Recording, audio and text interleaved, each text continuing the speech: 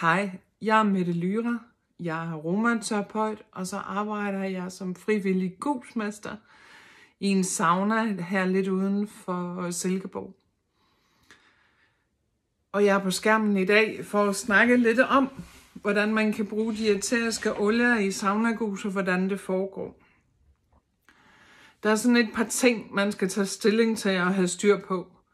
Man skal have styr på sine olier, man skal have styr på, hvad man bruger af krus eller glas, og man skal absolut have styr på doseringen. Det foregår sådan, at man hælder vand op i sin kop eller i sit glas, sådan cirka 1 deciliter, og så tager du en olie, og så putter du nogle dråber i olien.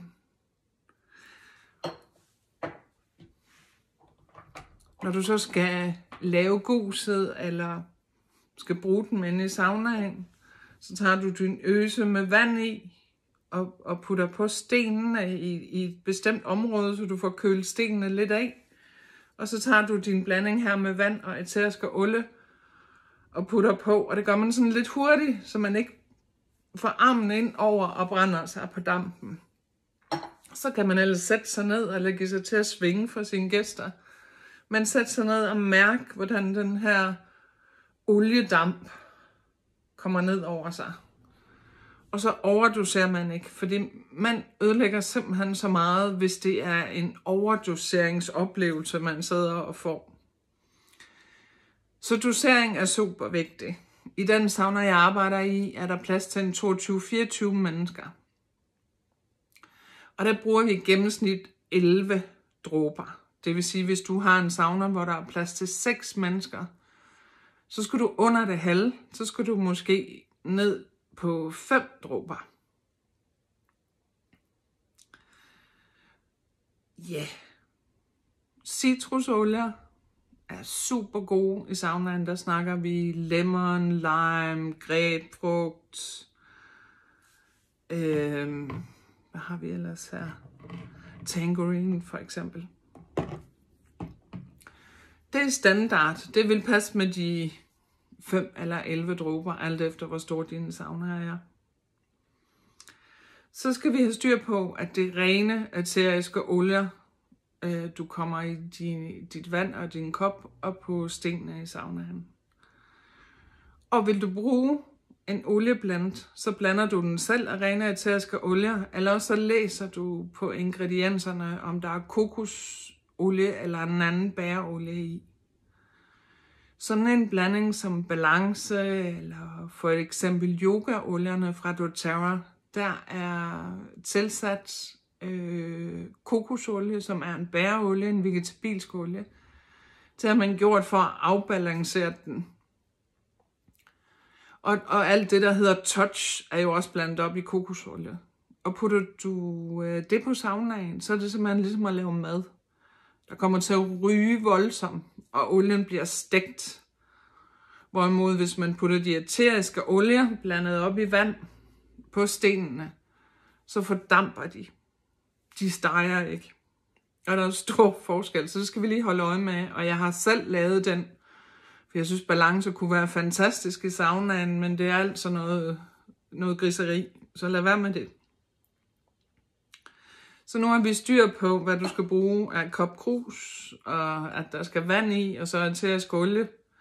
Så det er den blanding, du putter på. Vi har styr på doseringen, og vi har styr på, at der ikke kommer bæreolie på stenene. Så vil jeg bare gerne give nogle rigtig gode fif til. Som sagt, alle citrusolierne er fantastiske. Og hvis du tager Tangerine og blander lige med Siberian Fear, så får du sådan en både groundende og opløftende blanding, som jeg tit anbefaler til folk, der er små deprimerede. Den er virkelig god. Så er der en olie som Cypres, som giver flow på alle planer. Den er også super, super lækker i saunaen.